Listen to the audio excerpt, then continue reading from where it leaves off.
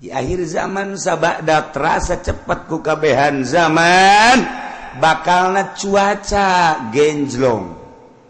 Cuaca genjlong teh artina nu ngaran usim hujan, nu ngaran usim panas.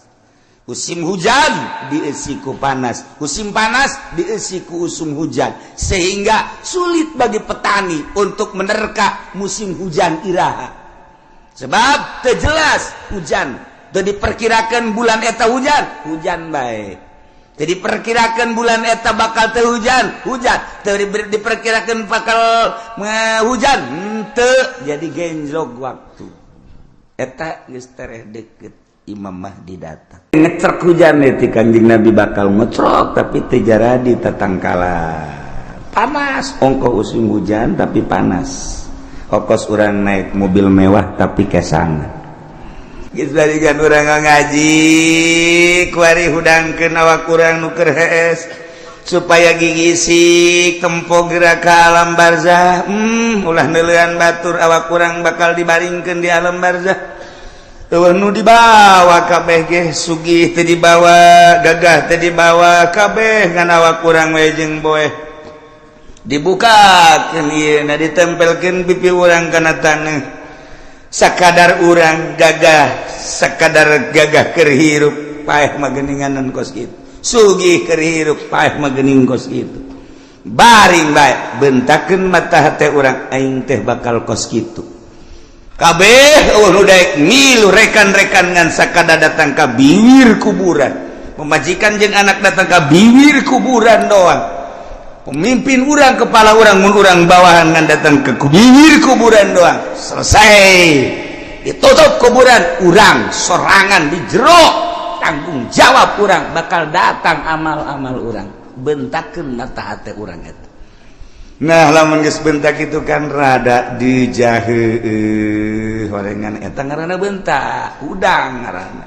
Geus inget kanu bogana ka Allah Subhanahu Allahumma ya qadiyal hajat Allahumma ya qadiyal. Bentak dituk Kanjeng Nabi tanda akhir zaman geus deukeut datangna Dajjal nomor kahiji masa cepat as-sanah kasyahri wa syahru kasab wa samakal yaum kasah as-sa'ah kal dakik atau dakik maka itu. Nah satahun ko sabulan, sabulan ko saminggu, saminggu ko sapoe, sapoe ko sajam, sajam sakumaha okos meuleum daun korma anu garing perat beres. Perasaan urang di akhir zaman engke cak Kanjeng Nabi perasaan manusia di akhir zaman geus deukeut datang Imam Mahdi neta teh cepet jasa. Kuari geus hampir kabehan nyaritakeun cepet. Kahiji. Disusul kedua yang mukjizat Kanjeng datang ka kos kitu teh nyaritakeun masih kana ribuan tahun ku Kanjeng Nabi geus dicaritakeun. Di akhir zaman sabada terasa cepat ku kabehan zaman bakalna cuaca genjlong. Cuaca genjlong teh artina nu ngaran usim hujan, nu ngaran usim panas.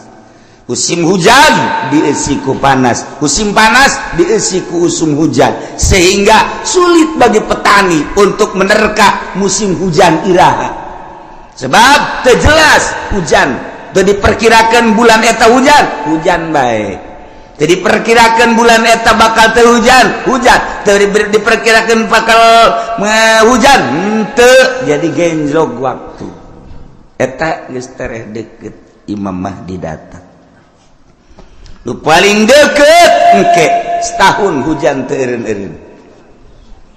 Hujan beta mengacrek bae hujan ke eureun sajam 2 jam mendung deui hujan ke eureun sajam 2 jam 5 jam aya genep jam eureun teh hujan ke hujan deui ngacrek bae hujan ke aya 12 jam teh hujan berarti sapoe tapi mendung ke beting hujan atau peting teu berang hujan setahun gitu baik cuman eta hujan teh layung bitun nabat henteu ngajadikeun tatangkalan ongko hujan tapi gararing teu jaradi pepelakan nu melak naon bae ge biasana mun kahujanan nyembrung ieu mah malak garing teu jaradi.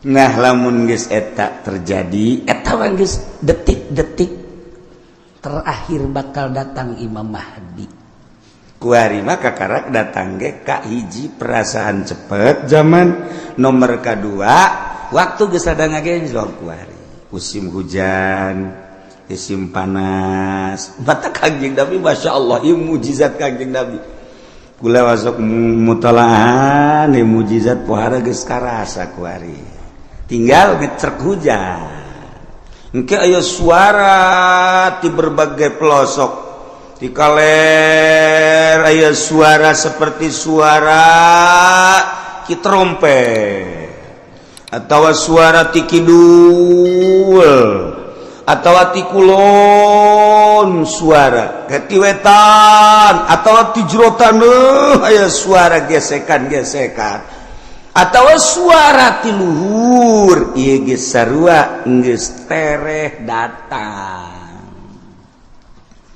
Nah ieu ngecerk hujan ti Kanjeng Nabi bakal ngecrok tapi teu jaradi tatangkala. Panas ongko musim hujan tapi panas. Kokos urang naik mobil mewah tapi kesangan. Slow bapan gua. Naik mobil do mau Fortuner, AC-na gede. Tapi di jero mobil kesangan sebabnya di udag-udag hutang mobil lagi ngeriditan hutang kawin mah aya 3 aya 4 nah ngan dibobodo kabeh ge ku duitna ngahutang di bank nah ieu ge di akhir zaman barudak jing ke baroga hutang kabeh Masya Allah penelitian hadis Kanjeng Nabi akhir zaman geus rada loba di antarana engke jelema lalumpatan menuju neraka cak Kanjeng Nabi di akhir zaman mah kabeh jelema lalumpatan menuju neraka sahabat caricing bae maksudnya salah tante Kanjeng Nabi ngomong nyarita Kanjeng Nabi balik deui ngomongna di akhir zaman mah jelema lumpat kabeh ka neraka percis kos kuya mun dibahasakeun urang mah kos kuya ngagejeburkeun diri ka cai kuya di luhur aya naon bae gerbek-gerbek blus kuya mah ka cai aya naon gerbek blus ta ieu masyarakat manusia di akhir zaman percis kos kuya nyalametkeun diri ka cai ieu ge lalumpatan ka neraka. Jadi ngegejebur-jeburkeun maneh ka neraka di akhir zaman mah. Sahabat tetep masih culak cileuk keneh wae. Masa sih cak hatena. Neraka kan seuneu. Mun jelema kudu ngagejeburkeun ka seuneu. Ima jelemana meureun teu normal di akhir zaman teh wae mah Kangjeng Nabi salah ye. Masih didengekeun wae ku sahabat. Asana meureun aya kekeliruan ieu Kangjeng. Kanjeng Nabi kan berus sadurungeunna sahabat teh masih kene culak cileuk banget teu percaya cak Kanjeng Nabi di akhir zaman ke jelema lalumpatan menuju neraka percis kos kuya nyalametkeun diri ngagejeburkeun ka cai engke jelema masing-masing kabeh berduyun-duyun malah mah mun aya anu rada lambat kunyana disingkirkeun lambat amat sih ka neraka disingkirkan kunyana aing teh lah jadi anu jelema-jelema anu ngahalangan di lambat sia ka neraka bae kudu lambat aing teh lah wih bari yang berani ayo aing teh lah geus aing jadi pamimpin neraka geus oh beranian biasa berarti kan geus 3 kali Kanjeng Nabi nyarita kos kitu tah berarti beneran nanya lah sahabat wani 5 ya Rasulullah kunaon bisa kos kitu ya Rasulullah bisa jelema berduyun-duyun ka neraka sebab jelema kabeh memberanikan diri hayang jadi pamimpin mendaftarkan diri hayang jadi kepala desa, mendaftarkan diri hayang jadi bupati, mendaftarkan diri hayang jadi gubernur, mendaftarkan diri hayang jadi presiden, hayang jadi menteri, eta ngaranna menuju neraka jahanam. Ya Allah, ya Rabbi, urang lamun ngomong kos gitu pan bupati dah kiai bibisaan. Tok sama kos gitu mah. Ya aing mah keur ngaji, sia dek ngadengekeun teu kaji. Kiai mah ngaji ge ieu bangsa jeung jelema nu kos ka dieu be nu laletik kiai. Mungkin dia mah teu kudu ngaji geus, sia jeung Kiai Golkar bae ka ditu. Aing mah keur nyaritakeun akhir zaman. Mun teu percaya datang bae dibere kitabna baca ku sia. Iya, itu bisa cenah macana. Emang sia mah ciri neraka teu bisa maca kitab. Ya anu ahli surga mah bisa maca kitab. Waduh, cak meri maju makan yang agen teu. Teu ge pandai ngadengekeun. Pamimpin mana kuari nu daek ngadengekeun ngaji nu bener? Deuleu sa Indonesia. Ayo teangan camat nu daek ngaji nu bener. Sugan aya di Pandeglang mah, sugan aya di Serang mah. Coba sugan aya bupati nu daekeun ngaji nu bener. Nu bener ieu mah maksudna ngajina nu bebeneran Al-Qur'an jeung hadis beneran. Ya, ceuli aing sumpungkeun. Asal aya bae ge. Mana gubernur? Ieu mah ngaji bae heula ulah ngalaksanakeun ngaji nu bener mana? Mana? Eueuh, mantak aing ngomong kos kitu teh, bibisaanan sama kiai sakeuna teh. Ya tuh aja nih bibisan aing. Itu percaya siap. Atuh babagi bae ge di akhirat. Dah, surga malah nu ki uci anu pangeran. Aing mah wau jeung pangeran goblok. Ya, gue ini sombongannya lah. Sombongan nu kitu mah meujeuhna. Pajar bae bener bae sombong lah. Pangkorak sia. Nah, ieu mah keur carita di akhir zaman. Eta Kangjeng Nabi deuleu lah dikana kitab Mukjizatur Rasul fi akhir zaman aya kitabna beuli. Geus ieu mah jang pamimpin bae beuli. Sia mah teu kudu lah. Cukup ngadengkeun di aing geus. Ya Kiai Golkar tilok ngomong nu kitu pan.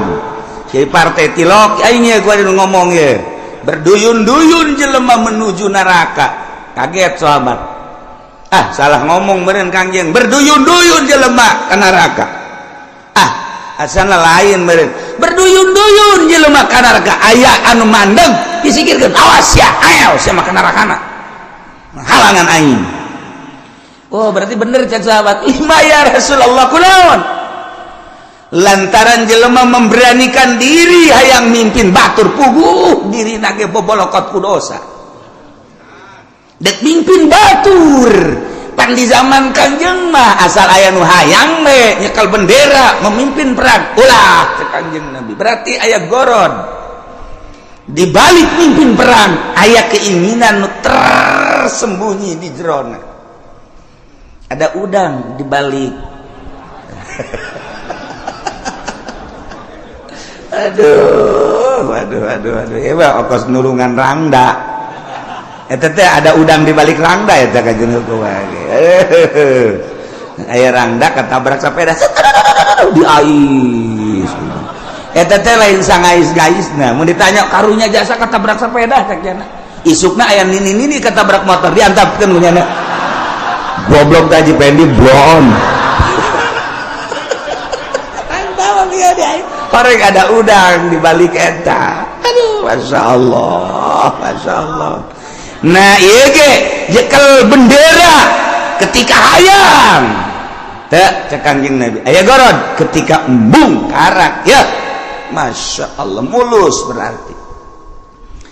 Nah, jelema di akhir zaman teh anu memberanikan diri hayang jadi pemimpin, berarti nya keur lumpat menuju neraka jahanam.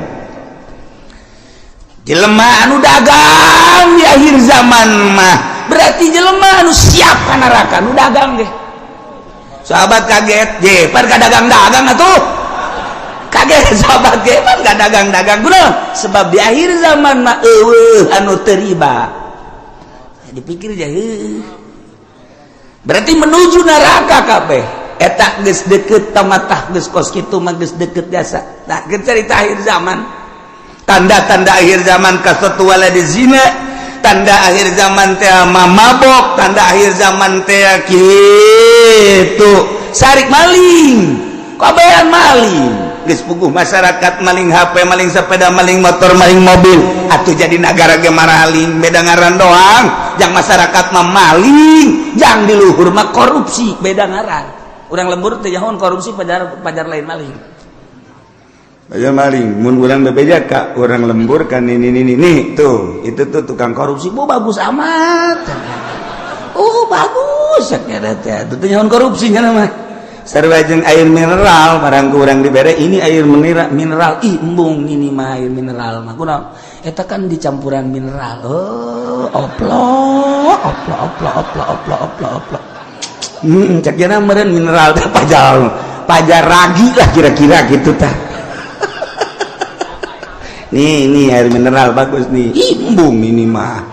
Ai kudu dicampuran mineral mah. Ya ini. Udikna ge belah ditu deui udik. Tamat ti udik teh masih 2 km ka ditu. Eta loba bahasa-bahasa di akhir zaman mah urang lembur teh nyaho. Maksudnya ditekan situasi dan kondisi. Cak urang lembur teh mah kiai isian malulu, cenah ngomongna ieu mah teu betah.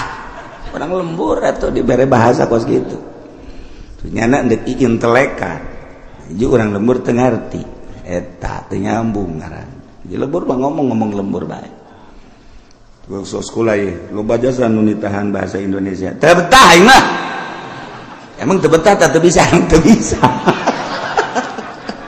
teu bisa asal pakai bahasa Indonesia bae kandas.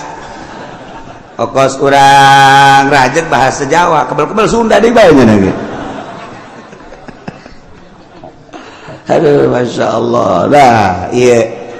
Jadi orang namun nyaritakeun mujizat Kangjeng Nabi kadang hayang seuri bahasa Kangjengna nu hayang seuri hebat amat ngabahasakeunna.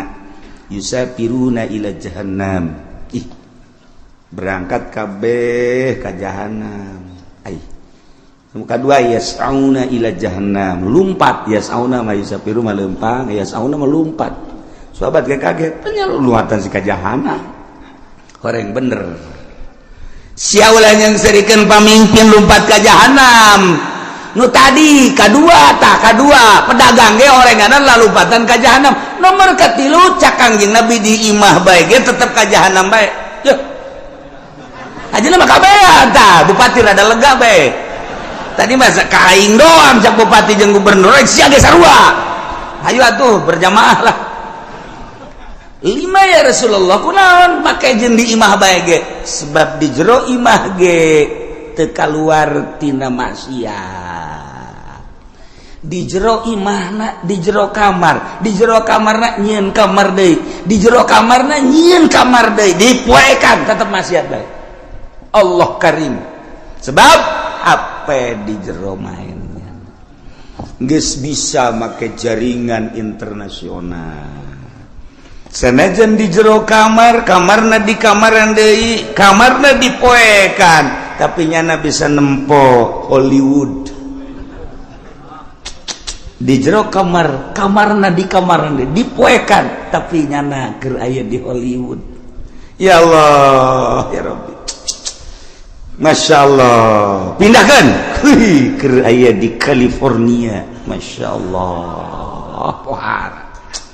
Ya Allah jauh teuing lah ke California mah pencet deh Texas. Woi cek ini eta sih negara mana ulah loba omong nih nini mah nini bae nyahona paling ge bojong bae kendal bae nyahona bangsa nu karari itu bae teketos bae des nyahona kadinya bae pugu di bojong geus sarua jeung di Texas kuari mah eueuh nu teu akur kuari kahirupan di Amerika jeung di Citraja atuh beda kahirupan di California jeung di BSD teu beda saeutik-eutik acan ja akur sok deuleu naon nu eueuh kuari di BSD lamun di Amerika urang ningali minuman bebas urang turun di pesawat di Abu Dhabi minuman timimiti segede cinggir datang ke segede awak minuman haram aya digelar di Abu Dhabi. Cek urang ieu negara Islam nama ieu, tapi pan minuman po haram. Meuli urang roti di dinya. Plak, nu belah dieu belah kulon nyelempet dibuka. Aya gambaran jerona. Roti. Kula gitu bebejakan nu sejen kula doang eta. Geus aja mareuli. Roti meuli roti garing belah ditu belah ieu kan minuman toh. Wow, barulut tempat teh di Abu Dhabi. Cek kula teh meuli roti belah ditu tah. Nah. Meuli detik sagede korma segala naon teh. Dibeli buka aya gambaran. Sia seri emang ngarti teh naon sih? Maksudna aya gambaran teu make calana sia. Geus ditutupkeun deui ku kula lah. Ya kan banjang bawaan ka imah.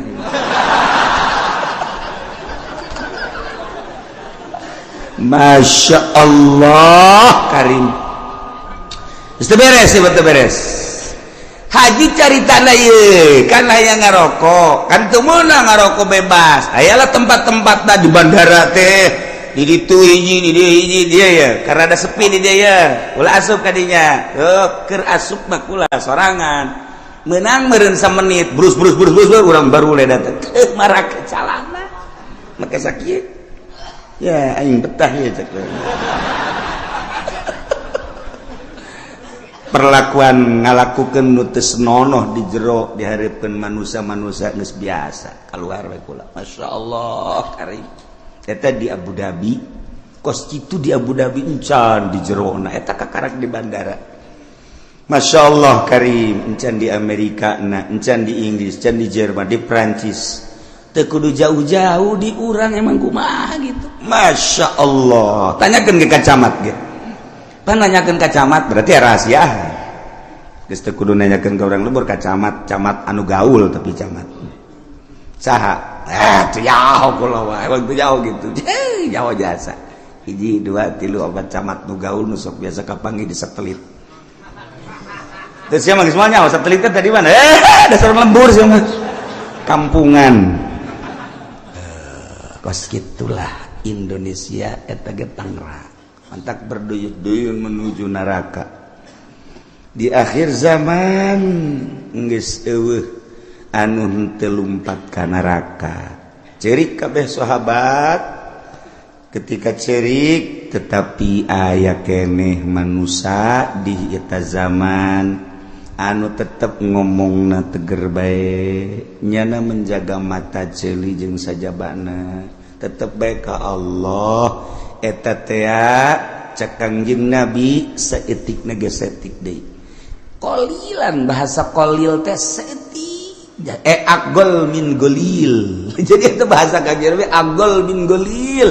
Leuwih saeutik tinu saeutik jasa mun cak urang. Saeutik jasa. Eta ge direntogan bae ku bangsana deui. Nyana negakeun ke hak, negakeun adil, jujur dina kakarak nyarita doang geus direntogan ku berbagai tokoh, ku berbagai masyarakat, ku berbagai tapi tetap aya bae cek Kangjeng Nabi. Datang ka engke Imam Mahdi turun, datang ka Dajjal, aya bae hiji mah. Setiap negara kabupaten dibere ku Allah hiji. Cuman geus hese nyalametkeunana sakadar nyarita.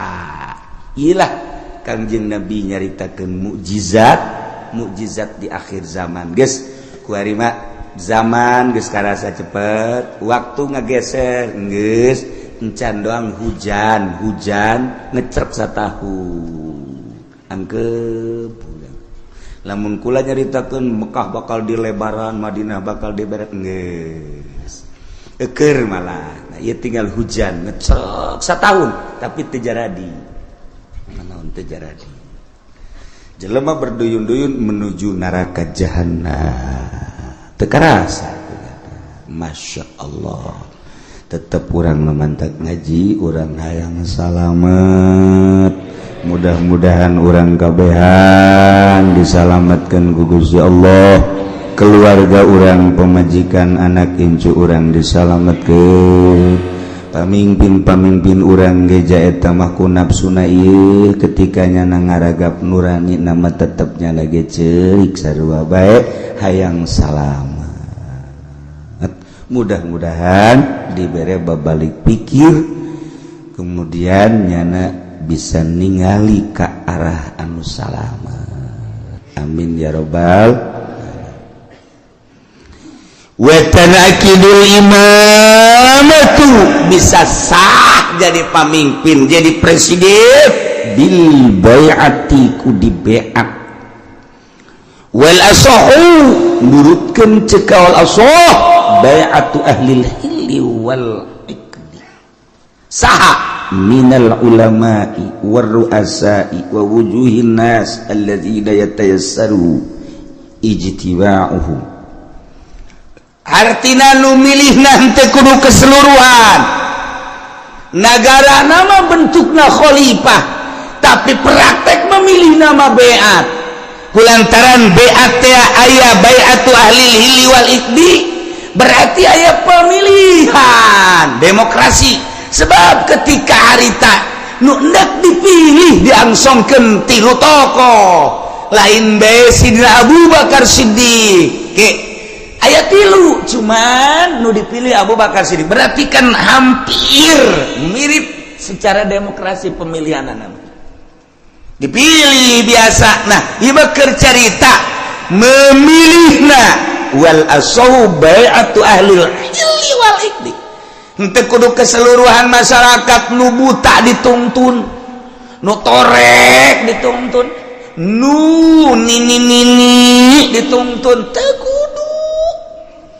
Jadi dipilih per desa sabaraha nu boga wawasan untuk maju lamun sakecamatan sabaraha desa pilih per desa teh mun sadesa aya 18.000 manusia kemudian diperkecil deui ku ari mah di kitu naon ngaranna dipekarkeun jadi 8.000 atau 7.000 per desa eta nu 7.000 tingali per kelompok-kelompok nasasi nu boga wawasan untuk maju ieu teh jang keselamatan bangsa jeung negara ahlil hilli wal iqdi. Geus ulama nu milihna oleh diberean duit di umrah-umrahkeun supaya manehanana milih tegala dibere motor dibere mobil aduh eta mah sogok menyogok ngaranna. Lamun aya kiai nu narima sogokan ti pemerintah sogokan ti jelema-jelema nu endek calon eta berarti kiai keur lumpat nerleng bae dek menuju neraka jahanam teu kudu ese dengan kiai kos gitu. Lamun aya jelema kiai dek milih pemimpin tapi jana menerima sogokan ti partai ti ketua ti kandidat berarti eta kiai keur ninggalkeun masyarakatna menuju neraka jahanam. Tinggal kukula ada ditanya aya eueuh kiai na nogos gitu aya lamun aya pang nyebutkeun saurang coba ulah isin-isin saurang be di Tangerang be teu kudu ka sarang-sarang Tangerang aya eueuh aya urang Pasar Kemis aya eueuh sia mah aya bae kagak deukeutan ka Cilomok sia sia mah ka aing meureun kajen kumaha ge dasarna sia mah ekstrim.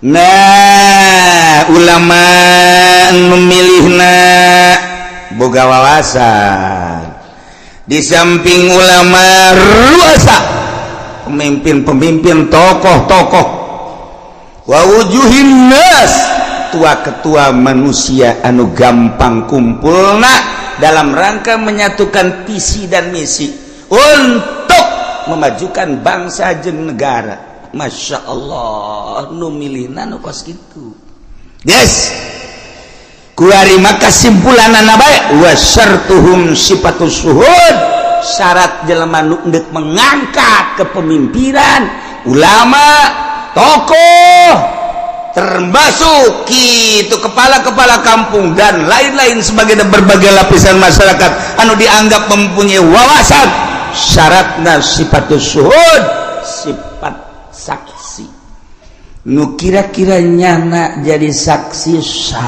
sah berarti kasifatan minal adalah wa gaya nu milihna kira-kira sah jadi saksi sah berarti ngabogaan sifat adalah eta jadi ente sakabehna ieu mah kabeh kita milih nu embung dibere duit anu embung ge dibere mobil keuna ngeungkeuy milih ka ditu dipaksa ngaranna eta kos kitu mal beres satungtung pemilihan umum model kos kitu nagara ulah diharapkeun kudu beres satungtung kiaina nu endek ngararapi ngabantuan jangan luruskeun nagara nyana ngabutuhkeun kana sogokan keneh ieu mal beres nagara nyana nu sok pidato Rasul wal naon kana kadituna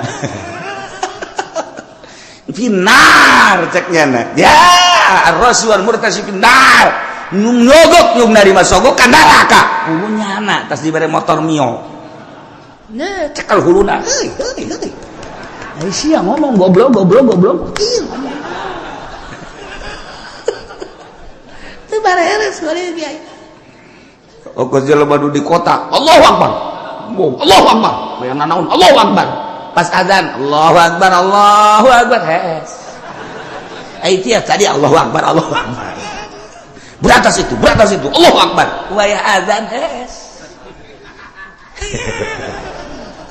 tekan teu beres eta geus balikan urang ngaji kuari hudangkeun awak urang nu keur hes supaya gigisik tempo gerak ke alam barzah ulah neulean batur awak kurang bakal dibaringkeun di alam barzah teu nu dibawa kabeh ge sugih teu dibawa gagah teu dibawa kabeh ngan awak kurang we jeung boeh dibukakeun ieu na ditempelkeun pipi urang kana taneuh sakadar urang gagah sakadar gagah keur hirup paeh mah geuninganan kos kitu sugih keur hirup paeh mah geuning kos kitu baring bae bentakeun mata hate urang aing teh bakal kos kitu kabeh nu daek milu rekan-rekan ngan sakada datang ka bibir kuburan pemajikan jeung anak datang ka bibir kuburan doang pemimpin urang kepala urang mun urang bawahan ngan datang ke bibir kuburan doang selesai ditutup kuburan urang sorangan di jero tanggung jawab urang bakal datang amal-amal urang bentakeun mata hate urang eta nah lamun geus bentak itu kan rada dijaheueuh horengan eta ngaranna bentak udang ngaranna geus inget kanu bogana ka Allah Subhanahu wa ta'ala nailah di negara Islam cara memilih pemimpin di beat cara ngabeatna cekawal asob beatu ahlil hili wal ikdi ngabeatna ahlil hili wal ikdi yakni minal ulama war ru'asa wa wujuhin nas ulama-ulama jeung pemimpin-pemimpin jeung tokoh-tokoh masyarakat anu mudah berkumpulna untuk menyatukan visi dan misi dalam rangka melajukan bangsa jeung negara syaratna sifatus suhud kudu sahnya jadi saksi berarti kesifatan ku sifat adalah ulah kabehan memilih jam milih nagenya nama teu boga wawasan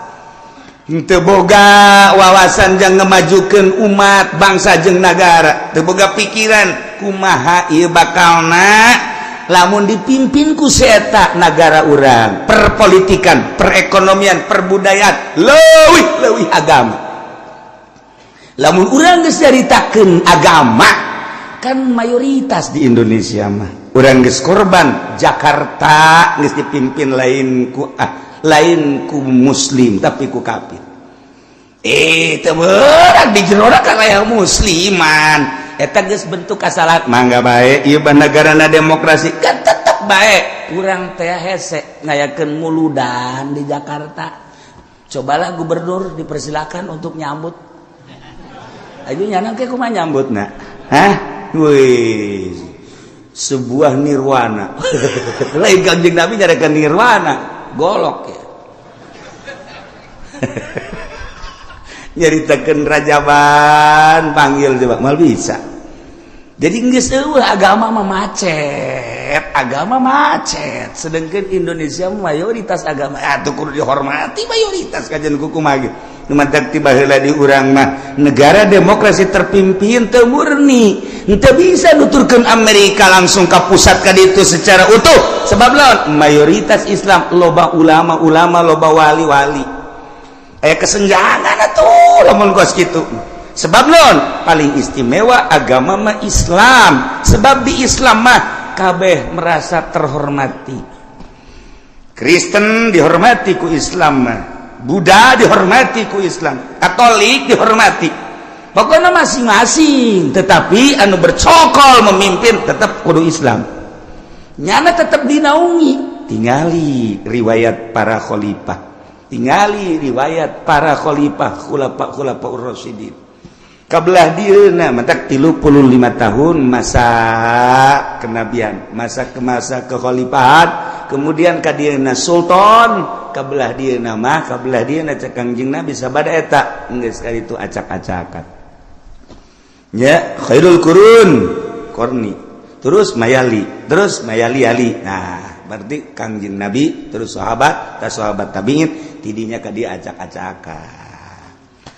Urang di zaman acak-acakan tapi masih keneh bisa maca Quran, maca tafsir ye anugerah ti Gusti Allah Subhanahu wa ta'ala. Di zaman akhir anu geus lain lalagaan, urusan riba, urusan keadilan geus eueuh, kejujuran geus eueuh, tapi tetep bae aya keneh nu beuntas saurang-saurangan di negara aya komo di masyarakat mah teu rusak kabeh. Sakieu geus alhamdulillahirabbil alamin. Salamatkan diri urang, eueuh nu ngarunyaan ka diri urang, iwati diri urang. Batur mangan sakadar huhahehe doang. Entak Tan Syekh Abdul Qadir kedatangan tamu. Setelah kedatangan tamu nyaritakeun cintana ka seseorang. Seri Tan Syekh datang deui tamu nyana nyaritakeun cinta ka seseorang. Seri geus beres ngobrol nyaritakeun cinta, nyaritakeun bendu. Kasih anu mah cinta, kasih anu bendu, kasih anu cinta, kasih anu bendu. Cek Tuan Syekh, cinta ente jeung bendu ente tetep neraka jahanam. Kunaon emang? Sebab cinta jeung bendu na lain lillah, aya kepentingan.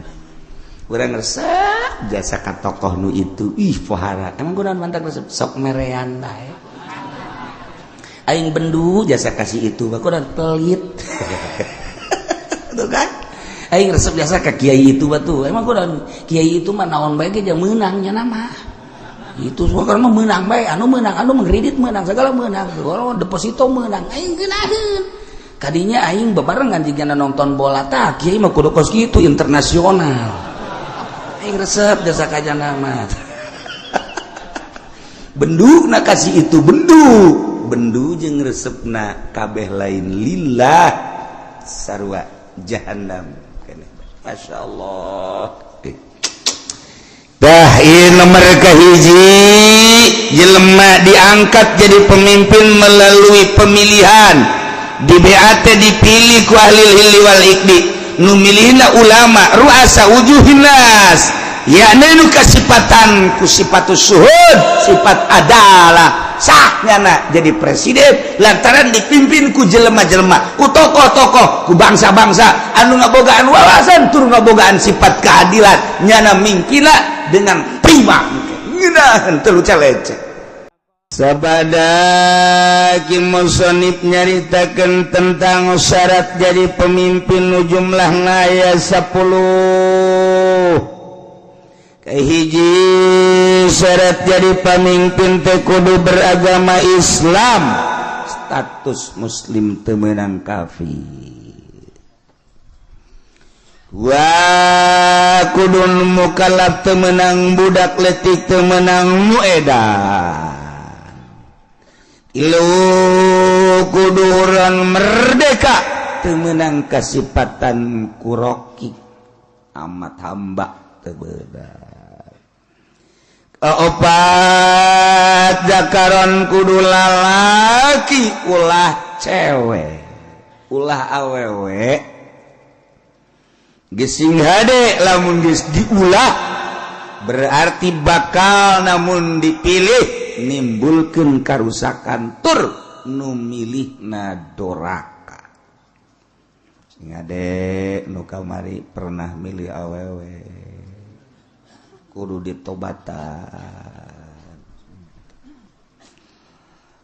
Oh cenah teh mah kiai meureunanan teh mah nu ulah ge cak kiai di kulon ulah ge imam salat awewe imam pamimpin mah teu naon sakeun. Oh kiai ongkoh nyana maca kitab tilok berarti kiai si tilok baca kitab macana koran lain kiai teh kuyai munnya ge maca kitab ita baca tazakaron. Jadi kiai pan di negara urang mah lain negara Islam negara demokrasi sarua. Ketika urang berhadapan jeung masalah eta urang babagi supaya ulah terlalu jero teuing kasalahan urang.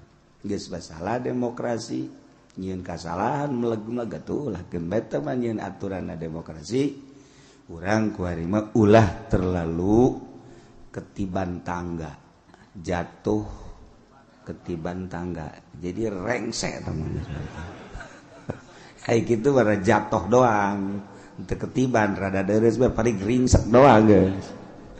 Nah jadi urang ulah sadajan di negara demokrasi ulah dipilih awewe aja nyalamatkan diri orang baik. Aya kiai anu ngajakan, oh kiai geus mangga jang kiai beta mangga. Nyebrang di jembatan Siratal Mustaqim, kiai bae dikitu. Isya aing mah hiber. Geus beres. Ulah sok sia. Mejeuna ulah sok ka kiai badal kos kitu mah. Kiai kudu disoan badal kos itu. Sia goblok, kiai lebih goblok. Tolol tungtuna turut bejeun kiai. Aduh, ampun. Kelima kudu bangsa Quraisy maksudna aya benang merah jalur kepemimpinan kudu boga jiwa pemimpin. Mun teu boga jiwa pemimpin rusak negara, acak-acakan. Kagenep adlan kudu nu adil benar-benar teu mementingkeun diri sendiri nyana siap untuk membangun bangsa jeung negara aya tanda-tanda keadilanana sebab kadeuleu kurang hiji mun naik mobil kacana tilok ditutupan mana coba teangan pemimpin anu teu nutupan kaca moal aya dua mun boga rokok nyana teh kadeuleu masyarakat nah hayang ngarokok kajen teuing nyana teu ngarokok rokona dibikeun ka masyarakat. Tah eta kan ngeunaheun kana hatena. Meunang we satahun pajakna dicokot, rokok dibikeun pajak dicokot. Bloon. Nu jelas kudu adil. Urang neangan adil hese. Ketujuh mujtahidan pinter berarti sebab itu negara lain desa-desa acat berarti loba konflik anu kudu dipecahkeun permasalahan anak nyana teu kudu tuh nyatanya deui andai kata nanya hanya sekedar perbandingan jeung ilmu nu aya di otaknya anak supaya lancar ieu negara kudu mujtahidan. 8 sujaan kudu gede wawanen gagah ulah nu pelya-pelye gagah ngindaheun urang boga pamimpin nu gagah kumis gede mantap hehehe janggotan wah cambangan jadi urang neuleuh tanjagna ge asana betah urang barang neuleuh presiden atau raja orang ya ini mah beti kali kumisan janggot anu sama ulah datang ka kos itu itu bagus mun kunjungan ke Arab bisa didumling gitu. Sujaan kudu nu gagah 9 zaroin yang kaharep sing ade yang kaharep si ayang ke kaharep jang diri urang bae salametkeun tanggung jawabna ke di akhirat orang maka ditanya engke ieu mah nu geus mah geus bae geus tanggung ka neraka geus nu geus mah geus yang endek bae endek. Nah, deuleu ku urang mana nu gagah lalaki sebenarnya aya we ulah lalaki nu gagah pinter eta nu dipilih ku urang kajen nyalametkeun diri urang bae eleh menang sabodok aing mah geus sakitu ta pemikiran aing teh ya lantaran engke ditanya di akhirat je kumaha gitu 9 zaraib ngabogaan pemikiran nu luas wawasan anu jero nu luas sebab negara 10 boga dedengan sampurna dedeluan sampurna ucapanana sampurna hartina teu balelo ulah ro jeung al sarua cadel ngalana mal beres atuh ro jeung lam kudu beda ro lam lamun akur engke teu bisa sifat anu wajib di Allah kesifatan ku sifat basol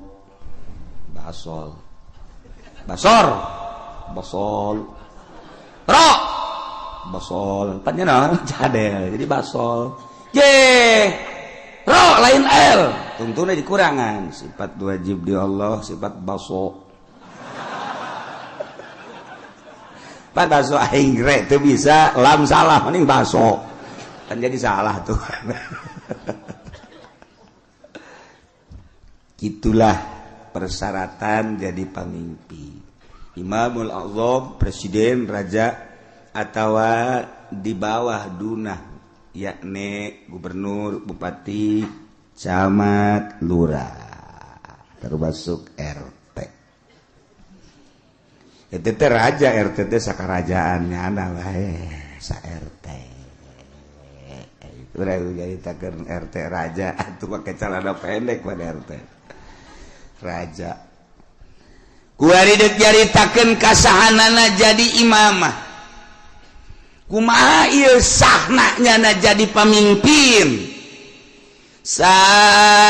seseorang anu memenuhi persyaratan 10 tadi sesuai dengan kriteria anu tadi nyana bisa sah memimpin bangsa kutilu perkara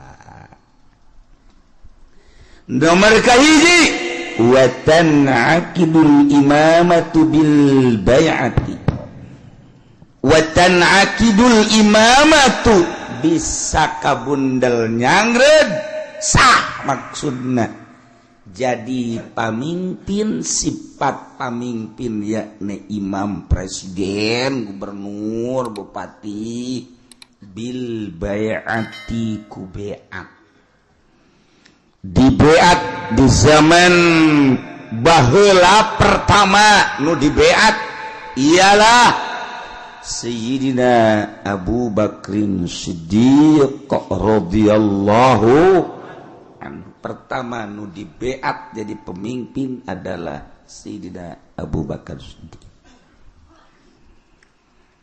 Seluruh sahabat anu ngabogaan wawasan anu sampurna berpangkat ijtihad mujtahid berbagai kelompok tina kelompok dicepol untuk mengesahkan kepemimpinan Sayyidina Abu Bakar Siddiq radhiyallahu anhu datangkeun Sayyidina Abu Bakar bari Sayyidina Abu Bakar mungeun Sayyidina Abu Bakar mah cerik Sayyidina Abu Bakar ketika dipilih jadi khalifah embung. Masya Allah, sarua ketika Sida Umar ge dibeat jadi pemimpin sarua sedihun Sida Umar lantaran sarua jeung ngangsongkeun diri ka seuneu.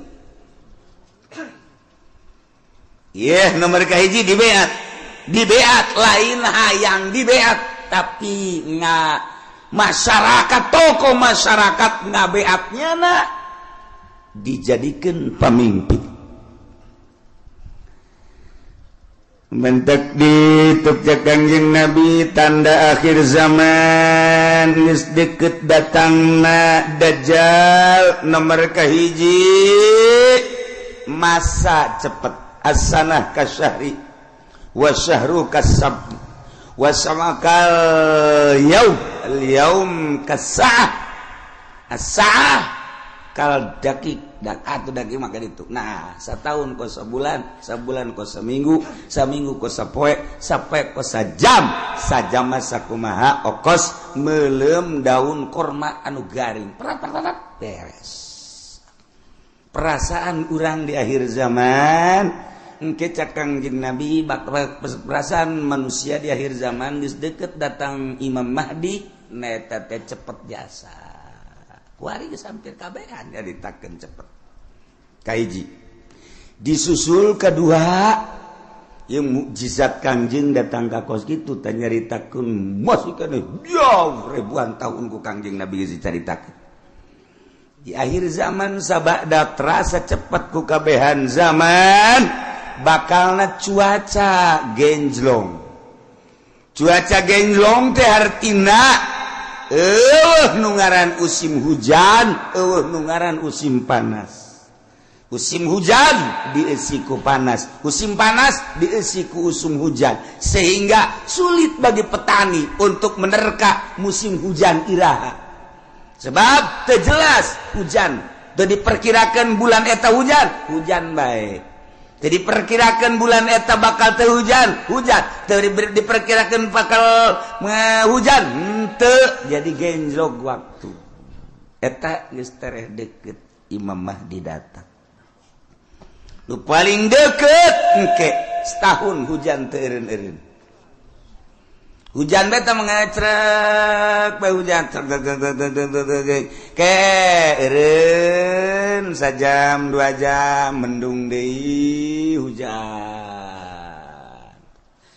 Ke eureun sajam 2 jam 5 jam aya genep jam eureun teu hujan ke hujan deui ngacrek bae hujan. Ke aya 12 jam teh hujan berarti sapoe tapi mendung ke beuting na hujan atau peuting teu beurang hujan setahun kitu bae cuman eta hujan teh layum bitun nabat henteu ngajadikeun tatangkalan ongko hujan tapi garari teu jaradi pepelakan nu melak naon bae ge biasana mun kahujanan nyembrung ieu mah malak garing teu jaradi. Nah lamun geus eta terjadi eta geus detik-detik terakhir bakal datang Imam Mahdi. Kuari mah kakarak datang ge ka hiji perasaan cepet zaman, nomor kadua waktu geus ada ngagenjlog kuari. Musim hujan, musim panas. Mata Kangjeng Nabi masyaallah ieu mukjizat Kangjeng Nabi. Kula wasok mutalaahan ieu mukjizat pohara geus karasa kuari. Tinggal ngecerk hujan. Engke aya suara di berbagai pelosok. Di kaler aya suara seperti suara ki trompet. Atawa suara ti kidul. Atawa ti kulon suara. Ti wetan atawa ti jrotan aya suara gesekan-gesekan.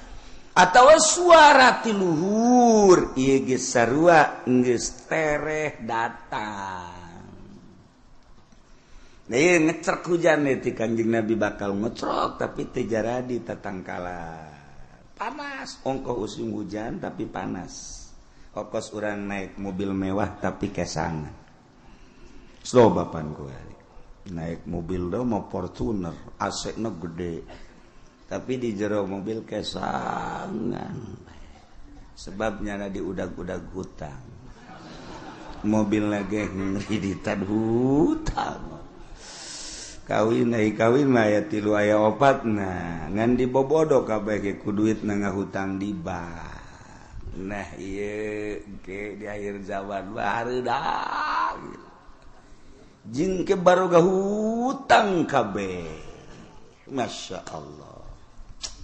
Peneleuan hadis Kangjeng Nabi akhir zaman geus rada loba di antarana engke jelema lalumpatan menuju neraka.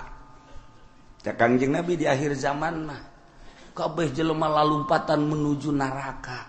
Sahabat caricing bae.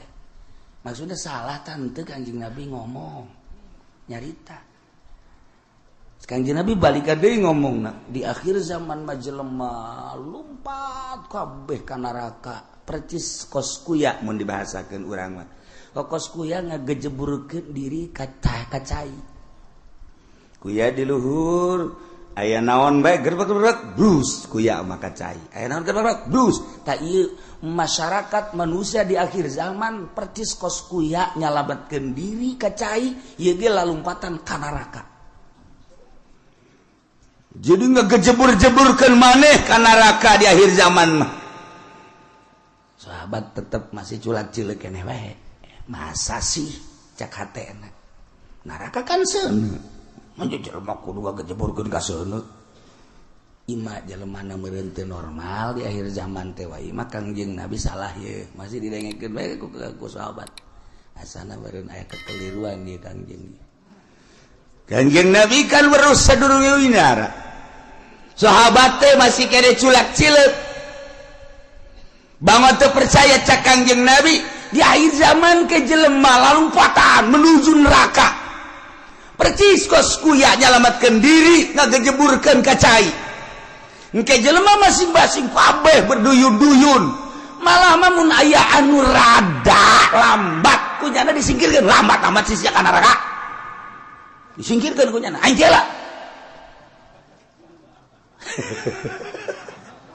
jadi anu jelema-jelema anu ngahalangan di lambat sia ka neraka bae kudu lambat aing teh lah wih bari yang berani ayo aing teh lah geus aing jadi pamimpin neraka geus oh beranian jasa berarti kan geus 3 kali Kanjeng Nabi nyarita kos kitu tah berarti beneran nanya lah sahabat wani 5 ya Rasulullah kunaon bisa kos kitu ya Rasulullah bisa jelema berduyun-duyun ka neraka sebab jelema kabeh memberanikan diri hayang jadi pamimpin mendaftarkan diri hayang jadi kepala desa mendaftarkan diri hayang jadi bupati mendaftarkan diri hayang jadi gubernur mendaftarkan diri hayang jadi presiden hayang jadi menteri eta ngaranna bermenuju neraka jahanam ya Allah ya Rabbi urang lamun ngomong kos gitu pan bupati dah kiai bibisana tok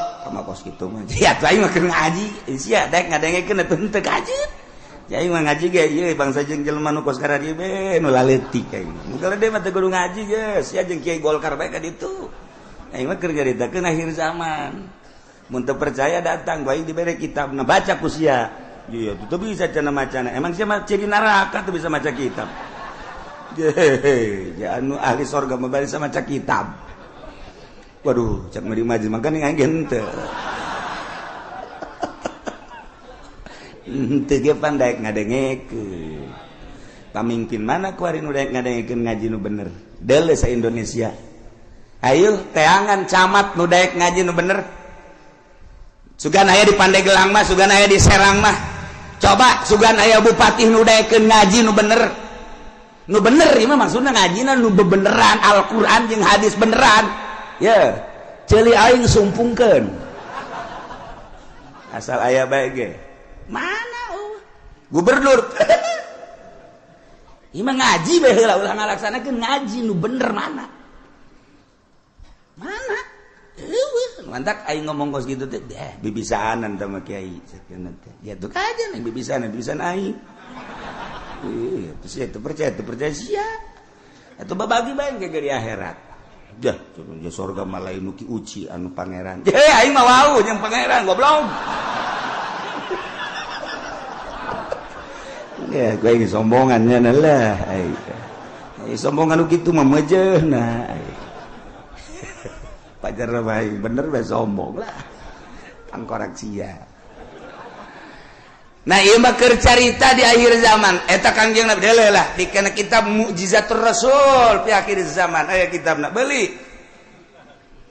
geus mah jang pamimpin bae beuli sia mah teu kudu lah cukup ngadengekeun di aing geus ya Kiai Golkar tilok ngomong genu kitu pan Kiai partai tilok aing ye gua nu ngomong ye berduyun-duyun jelema menuju neraka kaget sahabat salah ngomong meureun Kangjeng berduyun-duyun jelema ka neraka asana lain meureun berduyun-duyun jelema ka neraka aya anu mandeg disikirkeun awas ya ayo sia mah ka nerakana halangan aing. Oh berarti bener cek sahabat 5 ya Rasulullah kunaon lantaran jelema memberanikan diri hayang mimpin batur puguh diri nage bobolokot ku dosa dek mimpin batur pan di zaman Kanjeng mah asal aya nu hayang we nyekel bendera memimpin perang ulah cek Kanjeng Nabi berarti aya gorod di balik mimpin perang aya keinginan nu tersembunyi di jerona ada udang di balik aduh ya ongkos nulungan rangda eta teh ada udang di balik rangda eta ka jeung hukum aya rangda katabrak sapeda di ais eta teh lain sangais-gaisna mun ditanya karunya jasa katabrak sapeda cek cenah isukna aya nini katabrak motor diantapkeun ku nya goblok tadi pendi blon orang ada udang di balik eta. Aduh, masya Allah. Nah, iya ge, jekel bendera ketika hayang. Tak, cek Kanjeng Nabi. Aya gorod ketika embung karak ya. Masya Allah, mulus berarti. Nah, jelema di akhir zaman teh anu memberanikan diri hayang jadi pemimpin, berarti nyana keur lumpat menuju neraka jahanam. Jelema anu dagang di akhir zaman mah berarti jelema anu siap ka neraka anu dagang deh. Sahabat kaget, je pan ka dagang-dagang atuh. Kaget sahabat ge pan ka dagang-dagang kunaon? Sebab di akhir zaman mah eueuh anu teu riba. Dipikir ya berarti menuju neraka kabeh. Eta geus deukeut tamatah geus kos kitu mah geus deukeut jasa. Nah, geus cerita akhir zaman. Tanda-tanda akhir zaman kasatu waladi zina, tanda akhir zaman teh mabok, tanda akhir zaman teh kitu sarik maling, kabehan maling, geus puguh masyarakat maling HP, maling sepeda, maling motor, maling mobil, atuh jadi negara ge maraling, beda ngaran doang, jang masyarakat mah maling, jang di luhur mah korupsi, beda ngaran. Urang lembur teh nyahoan korupsi pajar lain maling. Baja maling, mun urang bebeja ka urang lembur kan ini tuh, itu tuh tukang korupsi, bu bagus amat. Oh bagus, sakit teh, itu nyahoan korupsinya nama. Sarua jeung air mineral, barang urang dibere ini air mineral, ih embung ini mah air mineral mah. Kunaon? Eta kan dicampuran mineral. Oh, oplo. Cak jana meureun mineral teh pajar ragi lah kira-kira gitu tah. Nih air mineral bagus nih. Embung ini mah. Ayo kudu dicampuran mineral mah. Je, ini. Udikna gebelah ditu deui udik. Tamati udik teh masih 2 kilometer ka ditu. Eta loba bahasa-bahasa di akhir zaman mah urang lembur teh nyahoeun. Maksudna ditekeun situasi dan kondisi.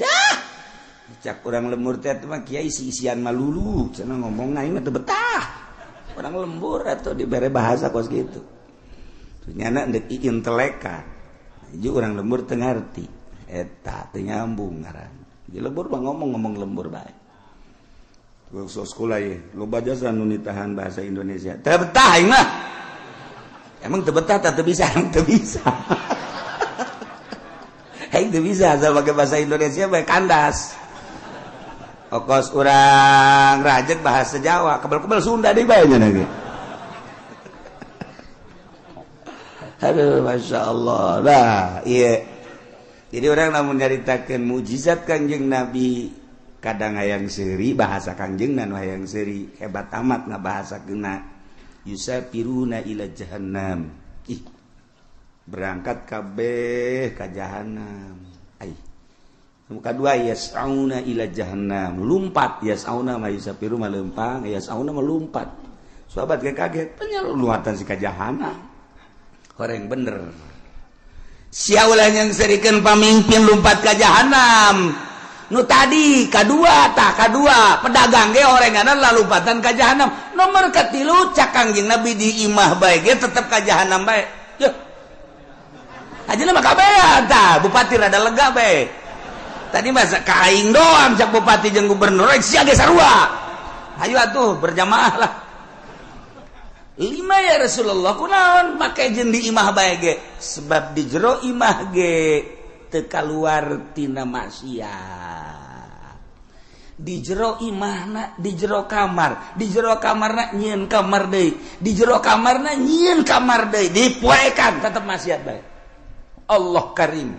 Sebab apa di jero mainnya geus bisa make jaringan internasional. Sanajan di jero kamarna di kamaran deui, kamarna dipoekan, tapi nyana bisa nempo Hollywood.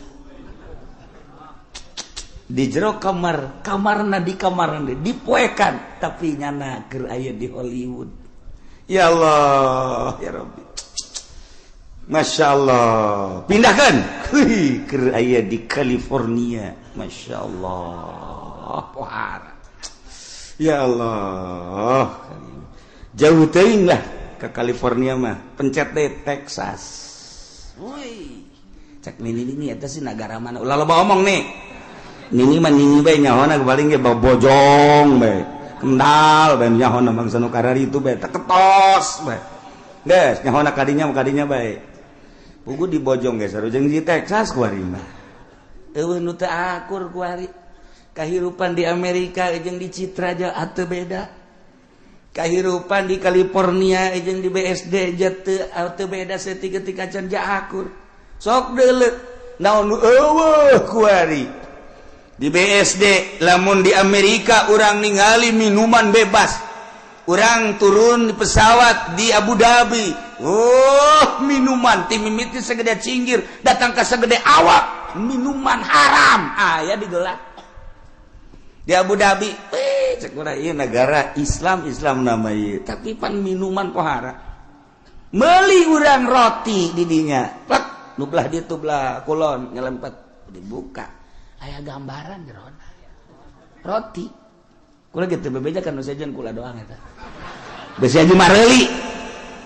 Roti garing belah ditu belah ieu kan minuman tuh. Wow, barulut tempat tadi Abu Dhabi. Cek kula teh meuli roti belah ditu tah. Nah. Meuli detik sagede korma segala naon teh. Dibeli buka aya gambaran. Sia seri emang ngarti tah naon sih. Maksudna aya gambaran teu make calana sia. Geus ditutupkan deui ku kula lah. Dia kan banjang bawaan ka imah.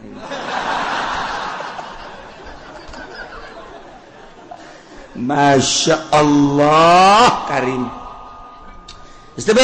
Beres. Haji caritana ieu kan aya ngarokok, kan teu meunang ngarokok bebas. Ayalah tempat-tempat di bandara teh. Di ditu hiji dia ya, karena ada sepi di dia ya.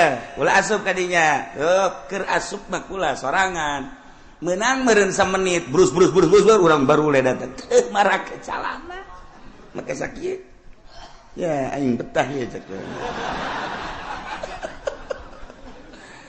Perlakuan ngalakukeun nu teu senonoh di jero dihareupeun manusia-manusia geus biasa. Kaluar we kula. Masyaallah Karim. Eta di Abu Dhabi, kos kitu di Abu Dhabi encan di jerona eta kakarak di bandara. Masya Allah Karim, encan di Amerika, encan di Inggris, encan di Jerman, di Prancis. Teu kudu jauh-jauh di urang emang kumaha gitu. Masya Allah. Tanyakeun ke kacamat ge. Pan nanyakeun kacamat berarti rahasia. Geus teu kudu nanyakeun ka urang lembur kacamat, camat anu gaul tapi camat. Saha? Jauh kula wae, waktu jauh gitu. Jauh jasa. 1, 2, 3, 4 camat nu gaul nu sok biasa kapanggih di satelit. Terus siapa semuanya satelitnya tadi mana? Dasar lembur sih mah. Kampungan. Kos gitulah Indonesia eta ge Tangerang. Mantak berduyun-duyun menuju neraka. Di akhir zaman geus eueuh anu teu lumpat ka neraka. Cerik kabeh sahabat ketika cerik tetapi aya keneh manusia di eta zaman anu tetep ngomongna teger bae nyana menjaga mata jeli jeung sajabana tetep bae ka Allah eta teh cek Kangjeng Nabi saeutik na ge saeutik deui qalilan bahasa qalil teh saeutik agol min golil jadi itu bahasa Kangjeng Nabi agol min golil leuwih saeutik tinu saeutik jasa mun cak urang mah seetik jasa eta ge direntogan bae ku bangsana deui nyana negakeun ke hak negakeun adil jujur dina kakarak jarita doang geus direntogan ku berbagai tokoh ku berbagai masyarakat jeung ku berbagai tapi tetap aya bae cek Kangjeng Nabi datang ka engke Imam Mahdi turun datang ka Dajjal aya bae hiji mah setiap negara kabupaten dibere ku Allah hiji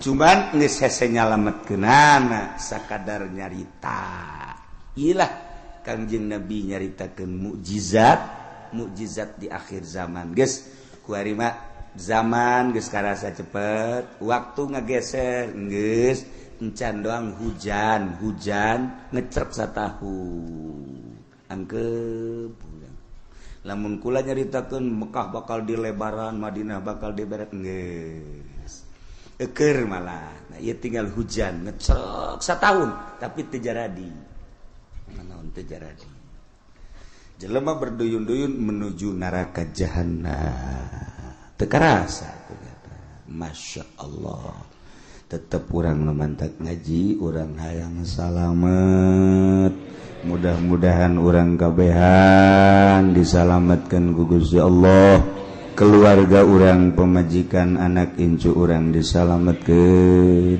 pamimpin urang geja eta mah ku nafsuna ieu ketika nyana ngaragap nurani nama tetepnya lagi ceurik sarua bae hayang salamet mudah-mudahan dibere babalik pikir kemudian nyana bisa ningali ka arah anu salamet amin ya robbal Watanakidul imamatu bisa sah jadi pamimpin jadi presiden bil bai'ati ku di bai'at wal asahu nurutkeun cekal asah bai'atu ahlil hilli wal iqdi saha minal ulama'i war ru'asa'i wa wujuhin nas alladzina yatayassaru ijtiba'uhum artina nu milihna teu kudu keseluruhan nagara nama bentukna khalifah tapi praktek memilih nama bai'at kulantaran bai'at teh aya bai'atu ahlil hilli wal iqdi berarti aya pemilihan demokrasi sebab ketika harita nu hendak dipilih diangsongkeun tilu tokoh lain bae Sidina Abu Bakar Siddiq ayat tilu cuman nu dipilih Abu Bakar Siddiq berarti kan hampir mirip secara demokrasi pemilihan dipilih biasa nah ieu keur carita memilihna wal asahu bai'atu ahlil hilli wal iqdi henteu kudu keseluruhan masyarakat nu buta dituntun nu torek dituntun nu nini dituntun teu kudu jadi dipilih per desa sabaraha nu boga wawasan untuk maju lamun sakecamatan sabaraha desa pilih per desa teh mun sadesa aya 18.000 manusia kemudian diperkecil deui ku ari mah di kitu naon ngaranna dipekarkeun jadi 8.000 atau 7.000 per desa eta nu 7.000 tingali per kelompok-kelompok nasasi nu boga wawasan untuk maju ieu teh jang keselamatan bangsa jeung negara ahlil hilli wal iqdi geus ulama nu milihna ulah diberean duit di umrah-umrahkeun supaya manehanana milih tegala dibere motor dibere mobil aduh eta mah sogok menyogok ngaranna lamun aya kiai nu narima sogokan ti pemerintah, sogokan ti jelema-jelema nu endek calon, eta berarti kiai keur lumpat nerleng bae dek menuju neraka jahanam. Teu kudu ese dengan kiai kos gitu. Lamun aya jelema kiai dek milih pemimpin tapi jana menerima sogokan ti partai, ti ketua, ti kandidat, berarti eta kiai keur ninggalkeun masyarakat dak menuju neraka jahanam. Tinggal kukula ada ditanya, aya eueuh kiai nu kos gitu. Aya. Lamun aya pang nyebutkeun saurang. Coba ulah isin-isin. Saurang bae. Di Tangerang bae teu kudu ka sarang-sarang. Tangerang aya eueuh. Aya. Urang Pasar Kemis aya eueuh. Sia mah aya bae, kagak deketan ka Cilomok sia. Sia mah deuk ka aing meureun, kajen kumaha ge. Dasarna sia mah ekstrim.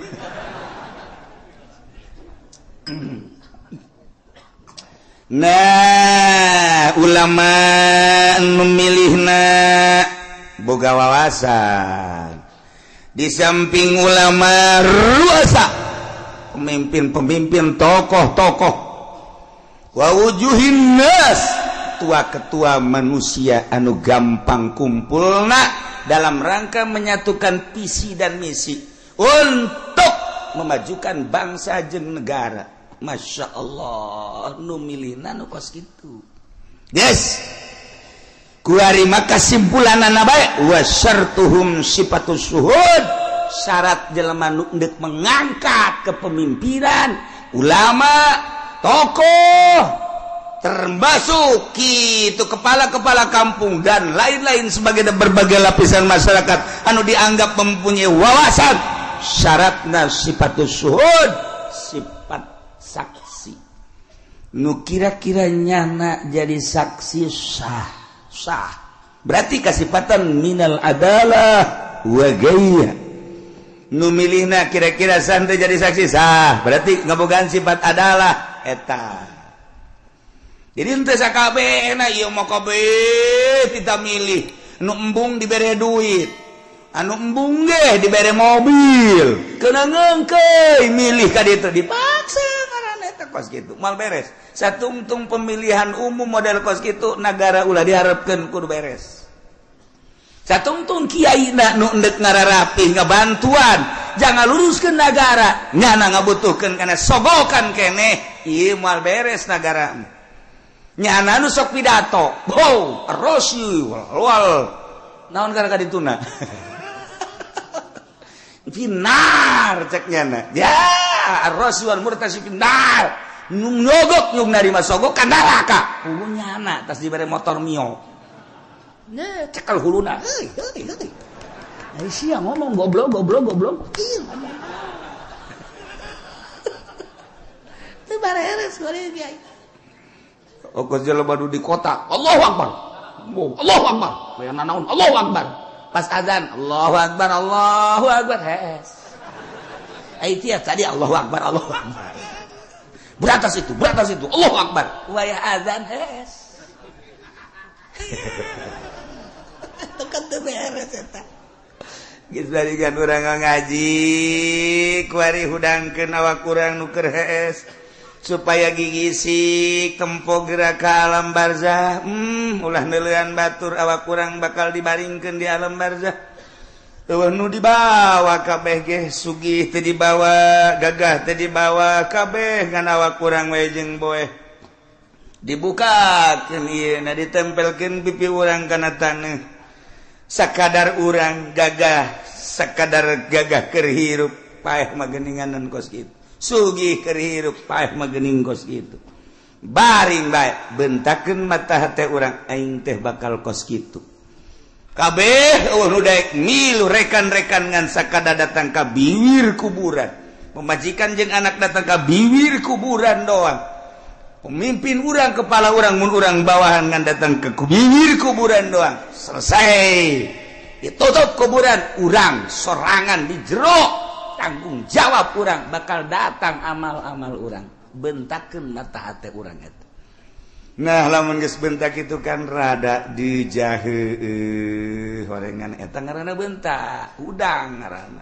geus inget kanu bogana ka Allah subhanahu wa ta'ala. Nailah di negara Islam cara memilih pemimpin di beat, cara ngabeatna cekawal asob bayatu ahlil hilli wal ikdi, ngabeatna ahlil hilli wal ikdi yakni minal ulama war ru'asa wa wujuhin nas.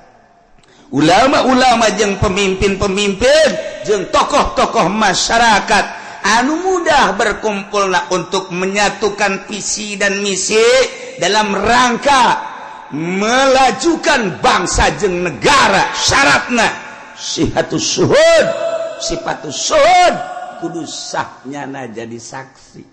Berarti kasifatan ku sifat adalah ulah kabehan memilih jam milih nagenya nama henteu boga wawasan, henteu boga wawasan jang ngemajukeun umat bangsa jeung nagara, teu boga pikiran kumaha ieu bakalna lamun dipimpin ku seeta nagara urang, perpolitikan, perekonomian, perbudayaan, leuwih agama.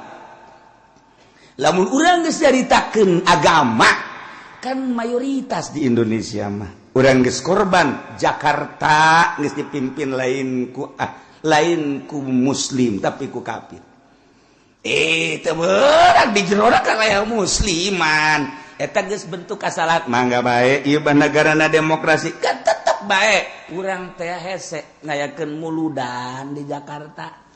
Cobalah gubernur dipersilakan untuk nyambut. Ayo nyanang ke kumaha nyambutna? Hah? Wih, sebuah nirwana. Lain Kanjeng Nabi nyarikan nirwana, golok ya. Nyaritakeun rajaban, panggil coba mal bisa. Jadi geus agama mah macet. Sedangkan Indonesia mayoritas agama atuh kudu dihormati mayoritas kajian kumaha ge. Numantak tiba heula di urang mah negara demokrasi terpimpin teu murni, henteu bisa nuturkeun Amerika langsung ka pusat ka ditu secara utuh. Sebab lawan mayoritas Islam, loba ulama loba wali aya kesenjangan atuh lamun kos kitu. Sebab lawan paling istimewa agama mah Islam, sebab di Islam mah kabeh merasa terhormati. Kristen dihormati ku Islam mah, Buddha dihormati ku Islam, Katolik dihormati. Pokoknya masing-masing, tetapi anu bercokol memimpin tetap kudu Islam.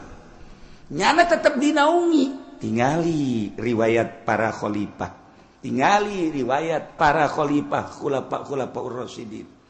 Kabelah dieuna mentak 35 tahun masa kenabian, masa kekhalifahan, kemudian kadieuna sultan. Kabelah dia nama kabelah dia cek Kangjeng Nabi sabada eta geus kali itu acak-acakan nya khairul qurun qarni, terus mayali ali. Nah berarti Kangjeng Nabi terus sahabat tabiin tidinya ka dia acak-acakan. Urang di zaman acak-acakan tapi masih keneh bisa maca Quran, maca tafsir ieu ge anugerah ti Gusti Allah Subhanahu wa ta'ala. Di zaman akhir anu geus lain lalagaan, urusan riba, urusan keadilan geus eueuh, kejujuran geus eueuh, tapi tetep bae aya keneh nu beuntas saurang-saurangan di negara aya komo di masyarakat mah teu rusak kabeh. Sakieu geus alhamdulillahirabbil alamin. Salametkeun diri urang, eueuh nu ngarunyaan ka diri urang iwati diri urang. Batur mangan sakadar huhahehe doang. Entak Tuan Syekh Abdul Qadir kedatangan tamu. Setelah kedatangan tamu nyaritakeun cintana ka seseorang. Seri Tuan Syekh datang deui tamu nyana nyaritakeun cinta ka seseorang. Seri geus beres ngobrol nyaritakeun cinta, nyaritakeun bendu. Kasih anu mah cinta, kasih anu bendu, kasih anu cinta, kasih anu bendu. Cek Tuan Syekh, cinta ente jeung bendu ente tetep neraka jahanam. Kunaon emang? Sebab cinta jeung benduna lain lillah, aya kepentingan. Urang resep jasa ka tokoh nu itu, pohara. Emang kunaon mantak resep? Sok merean bae. Aing bendu jasa kasih itu, kunaon pelit.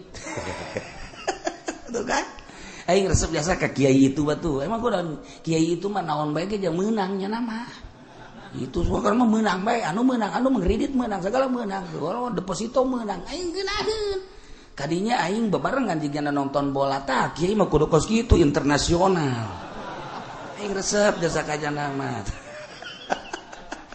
benduna kasih itu bendu jeung resepna kabeh lain lillah sarua jahannam keneh masyaallah dah ieu nomor kahiji jelema diangkat jadi pemimpin melalui pemilihan di BAT dipilih ku ahli hilli wal ikdi nu milihna ulama ruasa wujuhinas yakni nu kasipatan ku sipatus suhud sifat adalah saknyana jadi presiden lantaran dipimpin ku jelema-jelema ku tokoh-tokoh ku bangsa-bangsa anu ngabogaan wawasan tur ngabogaan sifat keadilan nyana mimpina dengan prima ngeunaheun teu calece nomor kedua wa bistikhlafil imam wallahu a'lam